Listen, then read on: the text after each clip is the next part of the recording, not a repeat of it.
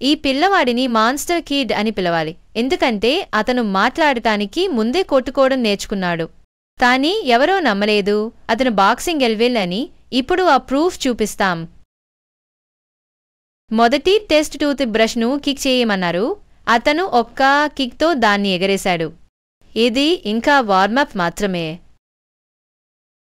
రెండో టెస్ట్ చిన్న క్యూబ్. ప్రపంచ ఛాంపియన్లు కూడా ఫెయిల్ అయ్యేదీమే. అతను కళ్ళరిపిపోయేలా ఎగ్గరేశాడు, ఇంకా ఈజీగా నవ్వాడు. మూడో టెస్ట్ ఒక ద్రాక్ష పండు.